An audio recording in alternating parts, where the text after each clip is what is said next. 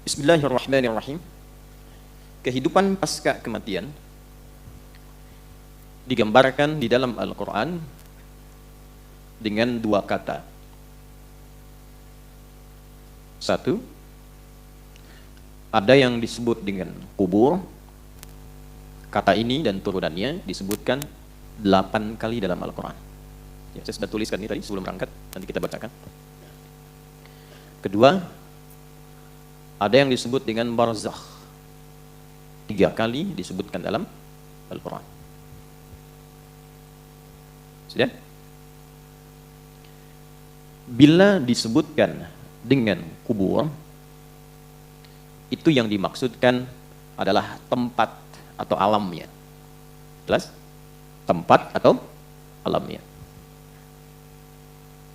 Bila disebutkan dengan barzakh, itu adalah pemisahnya dengan alam yang lain. Jadi kalau kita mendapati kata barzakh, maka yang dimaksud adalah dinding pemisahnya. Baik itu dengan dunia yang sebelumnya, ataupun dengan akhirat yang setelahnya. Pelan-pelan. Yuk, sekarang kita mulai dulu sebelum ke sana dengan Quran surah ketiga Al-Imran ayat 185. Kullu nafsin dha'iqatul maut. Setiap yang bernyawa itu pasti akan merasakan, mengalami kematian. Maut. Saya ingin tunjukkan betapa detailnya Quran memberikan informasi kepada kita. Setiap yang bernyawa, kullu nafsin. Nah, nafas ini sumber kehidupannya. Ini. Jadi ruh kalau sudah masuk ke dalam tubuh kita, itu namanya disebut dengan nafas.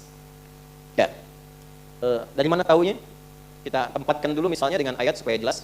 Satu Quran surah ke-15 Al-Hijr ayat 28 sampai 29. Wa idz qala rabbuka lil malaikati inni khaliqun bashara min salsalin min hama'in masnun fa idza sawaituhu wa nafakhtu fihi min ruhi. Jelas? Jadi saat dicipta itu terjadi proses fisikal dulu. Rinciannya di Al-Arba'in nanti nomor hadis yang keempat. Ya, dari Abdullah bin Mas'ud, an Abi Abdurrahman Abdullah bin Mas'ud radhiyallahu ta'ala anhu qala Rasulullah sallallahu alaihi wasallam wa huwa as-sadiqul masduq inna ahadakum yujma'u fi batni ummihi 40 yawman nutfah thumma yakunu mithla dhalika 'alaqa thumma yakunu mithla dhalika mudghah. Jadi proses pertama kurang lebih selama 4 bulan itu, ya 40 hari pertama penyatuan para spermatozoa dengan ovum berproses, 40 hari kedua berbentuk zigot, mulai menempel di dinding rahim berproses, 40 hari ketiga mudghah berbentuk daging keratan. Jadi 40 kali 3 120 hari, 4 bulan pertama itu proses fisikal. Setelah itu, ya, thumma yursalu ilaihil malak fayanfuhu fihi ruh. Ini dia tafsir dari sini. Baru ditiupkan roh. Jadi usia 4 bulan kandungan itu seorang ibu yang sedang mengandung, pas usia 4 bulan itu rohnya sudah ditiupkan ke dalam janin yang dikandung. Nah, saat roh masuk ke dalam fisik itu berubah namanya menjadi nafas. Ya. Jadi kalau di ayat tadi, ya, fa idza sawaituhu, ya, fa idza sawaituhu, ini sawa. Bila sempurna fisiknya itu telah dicipta, usia 4 bulan, maksudnya proses penciptaan itu berlangsung, maka wa nafakhtu fihi min ruhi, rohnya masuk. Dari mana taunya roh saat masuk ke dalam fisik itu menjadi nafas? Di Quran surah 91 Asy-Syams ayat 7 sampai 10. Quran surah 91 ayat 7 sampai 10. Wa nafsin wa ma sawwaha, jadi nafas. Dan ketika fisik sempurna itu tercipta dalam arti proses sampai 4 bulan itu, ya, maka dalam 4 bulan itu tercipta dari rangkaian proses tadi, sawwa, oleh Quran disebut sawwa, masuk rohnya, jadilah nafas disebutnya. Maka dari sini diserap ke dalam bahasa Indonesia menjadi nafas, bernafas. Kapan tanda kehidupan itu bisa didapati? Kalau kita bisa merasakan detak nafasnya. Jelas? Halo? Jelas? Baik. Kenapa namanya berubah? Roh dengan nafas itu. Sama-sama roh, tapi ketika masuk, kenapa disebut nafas? Karena nanti saat masuk dengan sebelum masuk, keadaannya berbeda. Saat masuk itu bersih. Belum ada amal, belum ada apa-apa. Saat sudah menyatu, bergerak dengan fisik, beraktivitas, di situ membentuk amal. Ya, sudah ada amalnya. Makanya saat masuk dengan pulang beda. Pulang kan belum, datang kan belum ada amal. Baru ditiupkan, baru masuk. Nah, setelah masuk kan terbimbing kita. Dilahirkan, beraktivitas, mata melihat, telinga mendengar, kaki melangkah. Apa yang dilihat? Itu kan amal. Kalau yang baik dituliskan pahala, yang salah jadi dosa kalau tidak ditobati. Makanya ketika nanti rohnya kembali, maka dia punya bekal dari sesuatu yang telah dikerjakan tadi. Ya, itulah sebabnya kenapa namanya berubah dari roh menjadi nafas, karena saat menjadi nafas, dia beraktivitas atau memulai misi hidupnya untuk mengumpulkan amal-amal sebelum dia pulang. Nah, saat pulang, saat dicabut, yang disebut nafasnya bukan rohnya. Kenapa? Karena saat masuk dengan keluar beda. Saat masuk belum ada amal, saat pulang dia pulang membawa amalan. Karena itulah saat disebutkan di Quran surah ketiga, ini agak berat, butuh fokus. ayat 185, Allah berfirman, kullu nafsin dha'iqatul. Nah, kenapa bukan kullu rohin? Untuk memberikan kesan kepada kita bahwa yang dibawa saat pulang itu amalnya, bukan perangkatnya. Itu poinnya. Jadi pastikan saat pulang bawa amal yang benar. Makanya Nabi mendetilkan, orang ngantar ke alam kubur pun dengan jenazah itu kalau sudah masuk keranda ya. Kalau dia meninggal itu mayit namanya. Sudah dibersihkan, disolatkan, masuk ke keranda, jenazah namanya diangkat. Nah, orang yang ngantar jenazah pun sampai ke alam kubur itu, apa yang dibawa oleh mayit itu saat masuk ke kubur, itu semua tinggal. Amalnya, yang lain pergi. Semua tinggal, apanya? Amalnya. Yang lain pergi. Coba yang antum kumpulkan tuh, harta benda. Mobil ikut gak? Gak. Pakaian ini, handphone ikut gak? Tidak. Ya. Suami meninggal, istri ikut. Tuh, udah jawab sendiri, enggak. Istri meninggal, suami ikut. Tuh, makin kencang, enggak. Kan? Baik, artinya apa? Yang mengantar saja pulang lagi, yang ikut apanya? Nah, kalau sudah sadar amalnya yang ikut, maka siapkan amalnya supaya bisa ikut dengan baik. Karena itulah ketika disebutkan kata nafas, mengingatkan kepada kita, sebelum meninggal, udah punya amal belum? Coba kalau ditanya sekarang, udah punya amal belum? Sudah tahu belum? Masih nggak serius juga. Jelas ya? Ini gambaran pertamanya. Karena itulah dalam Islam diajarkan, bagaimana beraktivitas di dunia yang melahirkan kenyamanan, saat bersamaan cari bekal supaya saat meninggalkan dunia nyaman juga. Baik, ini bagian pertama. Sebelum kita bicara tentang kubur, alamnya, tempatnya, barzakh pemisahnya, sebelum sampai ke sini, bicara dulu persiapannya. Jelas? Baik. Tenang, pelan-pelan. Tenang. Baik kan? Pelan-pelan. Nafas akan kedatangan apa tadi? Kullu nafsin dha'iqatul maut. Kedatangan maut. Ini batasnya disebut ajal. Kalau sudah sampai di ajal ini, maut tiba. Siapa yang ditugaskan membawa maut? Quran lagi, kita pakai Quran aja, nggak usah ngarang ya. Kan kita kembalikan ke Quran tadi. Quran surah 32 ayat 11.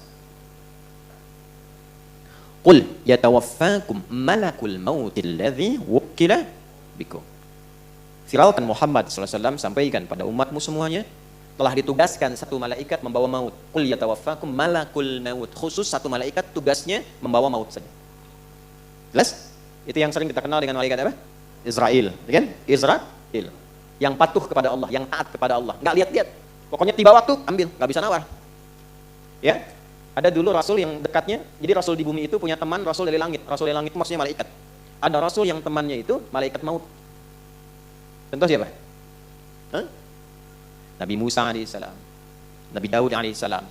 Itu sahabat dari malaikatnya, malaikat maut. Tapi apakah ketika tiba ajalnya diberikan diskon? Tidak. Tiba ajal selesai. Ya. Tiba ajal selesai. Jadi kalau sudah tampak dan tiba ajalnya, maka tiba malakul maut, selesai urusannya. Tinggal pertanyaannya ketika tiba ini bakal cukup atau tidak. Jelas. Nah, sebelum sampai ke fase ini, ajal tiba, maut tiba, maka orang-orang yang masih mendapati nafas sebelum tibanya maut disebut mayyit namanya. Mayyitun, mayyit. Quran surah 39 ayat 30. Zumar. Innaka mayyitun wa innahum mayyitun. Muhammad SAW, engkau pasti akan wafat. Jadi seorang nabi pun wafat. Apalagi kita yang bukan nabi, wa innahum mayyitun. Dan mereka pun semuanya itu akan wafat juga. Jadi orang hidup yang belum wafat disebut apa namanya? Mayyit, calon mayit. Akan meninggal. Jadi jangan takut dengan kematian, karena ditakutin pun percuma, meninggal juga. Gerbang pemisahnya kan kematian. Ya, karena itu orang beriman nggak takut meninggal. Yang takut meninggal itu cuma satu aja, yang tidak punya bekal. Itu aja. Kan rumusnya gampang, kata Quran, kullu nafsin. Kalau nafas itu artinya pulang bawa bekal. Kalau bekalnya benar nggak akan takut. Takut itu artinya apa? Kurang bekal. Takut itu artinya apa? Salah bekal. Takut itu artinya apa? Nggak punya bekal. Dan biasanya orang yang nggak punya bekal itu sulit pulang. Kan murid kemarin begitu kan? Kalau nggak ada bekal nggak pulang kan? Ya, ditarik pulang pun susah kan? Baik. Nah sebaliknya orang yang punya bekal itu menyiapkan dirinya untuk pulang. Karena itulah jadilah mayit yang benar. Cari bekal sebaik-baiknya untuk apa? Pulang. Nanti kita pelajari. Kita urutkan dulu satu-satu supaya detail. Jadi kita temukan mayit. Ini masih ada nafasnya. Lalu datang maut, lihat katanya, derivasi katanya. Mayit datang maut, ini ada tasdidnya. Gambaran dari nafas. Datang malakul maut, mengambil nafasnya, datang malak, mengambil nafasnya lewat maut. Kalau diambil, berubah namanya dari mayit jadi mayit namanya. Tasdidnya hilang. Mayitun. Lihat, ini ilmunya mahal, karena tidak mudah mendapatkan kitabnya. Nah, saya meneliti, karena saya fokus meneliti di kajian kebahasaannya. Saya mengambil jurusan formal di bahasa Arab untuk mendalami Al-Quran karena kecintaan pada Quran. Nah ini tidak mudah mendapatkan ini. Jadi ini bukan ilmu otak-atik. Dan saya nggak punya TikTok. Sekali ketik ketok gitu ya, nggak ada. Saya nggak punya. Ya, saya cuma 2 yang nggak punya. 1 Twitter, kedua TikTok saya nggak punya. Jadi kalau ada akun mengatasnamakan nama saya itu bukan saya. Jelas ya? Yang lain ada yang formal. Balik ke sini. Ini kalau sudah diambil nafasnya, meninggal, datang maut, ini jadi hilang tasdidnya jadi sukun begini. Maitun. Coba baca yang ini. Mayyitun, yang ini. Tuh. Perhatikan baik-baik. Kenapa tasdidnya hilang diganti dengan sukun? Ini mahal sekali ilmunya. Kenapa tasdidnya hilang diganti dengan sukun? Sukun itu artinya apa? Mati. Ya kan? Bukan hanya mati. Kalau ada sukun kan dimatikan kan? Bukan hanya mati. Sukun itu seakar dengan kata sakinah, artinya tenang. Usahakan kalau wafat, kalau meninggal, kalau mati, usahakan wafatnya tenang. Tidak mungkin orang tenang itu kecuali punya amal yang baik. Nah, amal yang baik itu dilahirkan lewat apa? Dari ketaatan, dari bekal yang dikumpulkan. Nah, ketenangan yang dilahirkan dari sebuah ketaatan, bahasa Arab yang disebut dengan tuma'ninah. Dari itma'anna yatma'innu. Bukankah saat sholat ada tuma'ninah? Rukuk, tuma'ninah kan? Hatta tatma'inna rafi'ah. Sujud, tuma'ninah kan? Hatta tatma'inna sajidah. Apa yang dimaksud tuma'ninah di sana? Merasakan kenikmatan dalam ibadah sehingga meresap ke dalam jiwa. Pancarannya dalam aktivitas. Nah, kalau banyak dikerjakan sifat ini, memberikan pengaruh ke nafas. Nafas kalau banyak diisi tumakninah, maka dia akan punya sifat tumakninah. Sifat yang melekat kepada nafas berubah katanya dari tumakninah menjadi mutmainnah namanya. Nafas yang memiliki tumakninah disebut dengan nafsul mutmainnah. Maka turunlah Quran surah 89 ayat 27 sampai 30. Ya ayyatuhan nafsul mutmainnah, irji'i ila rabbiki radiyatan mardiyah. Hei jiwa yang tenang karena sudah punya banyak bekal. Ya kan? Sekarang cepat tinggalkan dunia, pulang. Nah, yang akan kita bahas. Kamu cepat pulang. Aku sudah ridha dengan kegiatan dan bekalmu selama hidup di dunia. Engkau pun akan ridha dengan pemberianku yang aku siapkan saat kau meninggalkan dunia ini. Makanya ketika mendapatkan kalimat itu, hatinya makin tenang. Itulah yang menyebabkan orang meninggal itu ada yang senyum. Ya kan? Terus tiba-tiba punya waktu sujud, saking bersyukurnya. Lalu ala Dauda, syukra. Jadi keluarga Daud itu kalau sedang bersyukur, sujud tuh. Ada yang sujud, ada yang senyum. Ada yang bahkan menyiapkan diri. Kenapa? Karena dia sudah merasakan panggilan yang memberikan ketenangan pada jiwanya. Bekalnya siap. Ya, radiyatan mardiyah. Fadkhuli fi ibadi. Masuklah dalam golongan hambaku. Ibad, kita tuliskan ini, tuliskan dulu. Wadkhuli jannati. Jannah ditemukannya di mana? Terlihat, Allah sudah memberikan pendahuluan. Saat akan meninggalkan dunia ini sudah dibuka oleh Allah untuk menguatkan persiapannya selama ini. Disiapkan alamnya di sini, ditunjukkan surganya di sini. Bahkan ada orang-orang yang saat wafatnya sudah ditunjukkan tempat surga, tempat pulangnya. Pernah dengar seorang saleh sama Asia? Sayyidah Asia, istrinya siapa? Firaun. Bukankah saat diikat di tiang dan akan dieksekusi, tiba-tiba beliau berdoa kan? Ya, Rabbi najjini min Fir'auna wa amalihi. Ya Allah, mohon anugerahkan aku keselamatan dari buruknya siksa Fir'aun. Jadi beliau ingin menunjukkan manfaat dari keimanan saya selama ini. Ya Allah, tolong buktikan sebelum saya wafat. Ya, jangan berikan kepada saya rasa untuk dihukum oleh Fir'aun. Maka apa yang Allah tempatkan? Allahu Akbar. Saat diikat itu, tiba-tiba ditempatkanlah tempat indahnya di surga. Istananya ditempatkan. Lebih tersenyum. Saat senyum itulah kemudian diwafatkan oleh Allah sebelum mendapatkan hukuman Fir'aun itu. Dan saat senyum itulah Fir'aunnya komen. Itu langsung dislike saja. Ya. Kan kalau ada orang komen, like, share, and beda. Kalau ini dislike saja langsung. Apa kata Fir'aun? Ini perempuan mau disiksa kok malah senyum. Karena ada yang tidak tampak dalam pandangan manusia sebelum seseorang kembali kepada Allah Subhanahu wa taala. Karena cukup bekalnya, tenang jiwanya, ditampakkan tempat pulangnya dan pulang di dalam keadaan kesenangan yang sangat luar biasa. Nah, ini sudah fitrah, teman-teman. Sukun ini fitrah, kalau sudah mayit sukun. Cuman gak banyak orang sadar ketika melihat sukun. Saya melihat sampai orang Jepang pun bikin film animasi, ya, itu yang Dragon Ball itu loh. Yang tulisan Shusuke Watanabe tahun 96. Ya kan? Son Goku saat mengkamehameha Piccolo kan, ya kan? Tiba-tiba mati, atasnya ada bulatan kan? Anda bayangkan, orang-orang yang bikin tulisan, bikin cerpen, bikin komik macam-macam, itu sudah fitrah ada bulatan ini. Tapi orang beriman beda cara pandangnya. Saya nggak nonton, cuma saya senang baca. Jadi saya berpikir orang sadar dengan teorinya, tapi kita diberikan oleh Allah keimanan, seharusnya kita sadar dengan imannya. Nah, sekarang kalau sudah paham ini secara teoritis, kita bahas apa alamnya yang dimaksud di sini, apa persiapannya selama hidup menjadi mayit di sini, dan bagaimana kita menyusunnya. Itu yang coba kita uraikan dalam bagian kedua di materi kita. 1. Yang pertama kita mulai dari barzakh dulu yang paling sedikit. Kata barzakh, ba, ra, zai, kha. Barzakh. Kata barzakh, bila disebutkan dalam bahasa Arab, dia berarti pemisah dari dua tempat yang tak nampak secara kasat mata. Pemisah dari dua tempat yang tak nampak secara kasat mata. Perhatikan sini pelan-pelan. Ini ada dinding kan? Ya, di depan. Dinding ini kan memisahkan ruangan di sini dengan yang di belakang ya. Baik. Lihat lagi dindingnya, ada kaca di samping. Teman-teman lihat dari luar ke kanan. Ada dinding ya? Itu pemisah kan ya? Kelihatan nggak dindingnya? Nah, karena kelihatan, itu nggak bisa disebut barzakh. Jelas?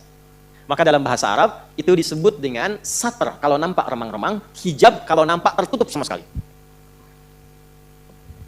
Jadi kalau nampak remang-remang, nutup tapi mesti kelihatan remang-remang. Nggak nyata kelihatannya. Itu disebut satr namanya. Satrun. Satara, yasturu, satran. Satara, yasturu, satara, yastiru. Sudah? Satran. Pernah dengar sutrah? Sutrah ya? Kalau mau sholat ada sutrah kan? Nah, kenapa sutrah disusun tidak terlampau tinggi sehingga nampak keadaan keseluruhan bagiannya? Jelas? Yang penting ada pembatas yang ketahuan kalau orang mau lewat itu, ada orang sholat nggak boleh dilewati. Tapi kalau penutup total, begini, nggak terlihat di belakang ini ada apa. Maka disebut hijab namanya. Hijab. Dari kata hajab. Ibu itu pakai hijab atau pakai sutra? Ayo. Saya ulangi, hijab atau apa? Sutra? Kalau pakai hijab, maka pakailah penutup itu sehingga tidak tampak dari yang dihijabi itu. Jadi jangan sampai menggunakan penutup, tapi bagian dari tubuh itu masih tampak secara remang-remang. Itu bukan hijab namanya. Itulah kenapa disebut dengan hijab dan diberikan isyarat agak dilonggarkan itu yudnina min jalabibihinna. Direndahkan, dilonggarkan supaya dengan longgar dan rendah itu maksud rendah itu diturunkan bukan diangkat, ya. Supaya tertutup sempurna dan tidak tampak bagian dari tubuh sekalipun lekuk atau remangnya.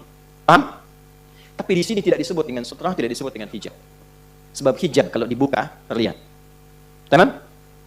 Untuk alam ini sifatnya disebut dengan barzakh, bukan sutra, bukan hijab. Jadi kalau antum mendapati dua bagian, ini satu A, ini B.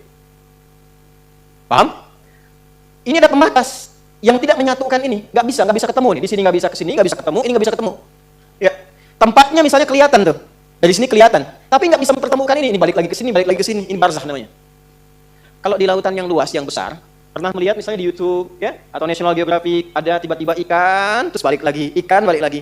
Ketika diteliti ternyata itu pertemuan dua arus di situ, ya, kemudian tiba-tiba ada pembatas di antara dua itu sehingga ikannya nggak sampai ke tempat lain. Begitu nyampe ke sini, balik lagi. Nyampe ke sini, balik lagi. Dan dahsyatnya, karakteristik ikan di wilayah ini tidak sama dengan ikan di wilayah sini. Dan itu kalau dicari di kitab manapun, keterangan itu ditemukan di kitab suci hanya dalam Al-Quran. Surah ke-55 ayat 19 sampai ayat 20. Ya. Marajal bahraini yaltaqiyan, bainahuma barzakhul la yabghiyan. Allah pisahkan dua arus air dalam lautan itu. Ya, marajal bahraini yaltaqiyan, yang keduanya itu ya nggak bisa menyatu, ketemu di satu titik tapi nggak bisa nyatu. Kenapa nggak bisa bersatu? Bainahuma barzakhul la yabghiyan, karena keduanya ada dinding pembatas yang tak nampak secara kasat mata. Jadi nggak kelihatan dindingnya, pemisahnya nggak kelihatan, tapi alamnya ada. Ya, pemisahnya nggak kelihatan, alamnya ada. Tempatnya kelihatan, tapi alamnya nggak kelihatan, pemisahnya ada. Sehingga ikan itu kelihatan oleh kita nih. Ini arus ini. Coba balik aja, balik. Dindingnya kelihatan. Yang paling dahsyat ada lagi yang airnya yang satu itu ya asin, yang satu itu tawar. Dan itu ada di Quran juga. Surah 25, ya, Al-Furqan ayat 53. Hadza 'azbun furatun, kemudian wabilun ujaj. Satu lagi asin. Yang ini tawar segar, yang ini apa? Asin. Itu di Quran surah ke-25 Al-Furqan ayat 53. Pelan-pelan, balik lagi. Nah, yang ingin saya katakan adalah kalau disebutkan barzakh, jadi ada dinding pemisah yang tak nampak pemisahnya ini. Cuman kalau dilihat tempatnya, ada tempatnya. Ada tempatnya. Cuman keadaan di tempat itu kita nggak tahu apa, karena ada pemisahnya. Nggak bisa merasakan yang ada di dalam, kecuali kalau sudah sampai ke tempat itu. Ketika disebutkan barzakh dalam Quran, ini ingin memberikan penekanan pada batas kehidupan yang terpisahkan, dan kita nggak akan pernah kalau sudah ke situ balik lagi karena ada pemisahnya. Intinya Pak, kalau sudah masuk ke alam ini, kenapa disebutkan barzakh? Anda tidak akan pernah punya peluang untuk kembali lagi. Diam di sini, kelihatan oleh orang yang masih hidup, ditanam di dalamnya, di alamnya, di tempatnya, tapi Anda sendiri dan kita yang hidup tidak akan pernah bisa saling melihat apa yang dirasakan. Dan kalau sudah masuk, nggak akan bisa balik lagi. Karena ada dinding yang membatasi. Jelas? Oke, saya simpulkan dengan cepat. Kenapa disebutkan dengan barzakh? Untuk memberikan kesan bahwa kalau sudah masuk ke alam itu, jangan harap Anda untuk bisa kembali ke alam dunia karena ada dinding kuat yang membatasi, sekalipun tak nampak dalam pandangan orang yang masih hidup. Paham? Maka turunlah Quran, surah ke-23 Al-Mu'minun, baca ayat 99 sampai 100. Khususnya di ayat ke-100-nya. Ayat 100-nya di ujung ayatnya. Wa min waraihim barzakhun ila yaumi yub'atsun. Ada? Baik, saya percepat saja. Dan ketika datang kematian itu. Lalu orang-orang yang tidak yakin dengan kematian itu, kehidupan setelah kematian, karena dia banyak menikmati dunia, tidak siap-siap dengan bekal akhirat, tidak siap-siap dengan bekal ke alam kuburnya, tahu meninggal tapi nggak menyiapkan bekal untuk meninggalnya, maka dia kaget pada saat dia meninggal itu dan dia berkata, qala rabbirji'un, ya Allah, pengen balik lagi. Pengen balik lagi. Bahkan nanti di surah Al-Munafiqun itu jelas dikatakan, ya, fa as-saddaqa wa aqum minas salihin. Di sini juga nanti ayat 100-nya begitu, amala salihah. Ya Allah, berikan saya kesempatan, saya pengen mengganti semua kegiatan saya selama hidup sebelum meninggal, berikan kesempatan sekejap saja. Saya ganti semua dengan yang saleh. Yang kau ridai. Jadi Allah ingin menekankan bahwa jangan sampai ada penyesalan setelah masuk ke alam kubur ini karena ada dinding pemisah yang tidak bisa membuat Anda itu kembali lagi ke dunia. Jadi mumpung belum masuk, siap-siap. Karena kalau sudah masuk ada pemisah yang kuat yang nggak bisa mengembalikan lagi kita ke dunia. Jelas sampai sini? Nah, kalau mendengar kata barzah, ini akan dimaksudkan. Kalau mendengar kata barzah, maka ingat-ingatlah bekal apa yang sudah kita kumpulkan agar tidak menyesal setelah masuk ke alam kuburnya. Itu maksudnya. Saya ulang, kalau mendengar kata barzah, maka segera tancapkan ke dalam jiwa untuk mengingat bekal yang telah kita kumpulkan. Karena kalau sudah masuk ke alamnya, yang disebut dengan kubur, ada dinding pembatas yang akan menghalangi kita untuk kembali lagi ke tempat yang pernah kita beraktivitas. Tak akan mungkin bisa kembali. Apalagi kalau Anda menyelam ke lautan. Atau misalnya melihat tayangan, tiba kemudian disebutkan di channel pengetahuan, ini ada dinding pemisah, ikan-ikan nggak bisa masuk ke situ, dia balik lagi. Maka segeralah berpikir, itulah yang ditampakkan oleh Allah setelah kita wafat, ada dinding pemisah yang tidak akan pernah menjadikan kita kembali ke tempat asal.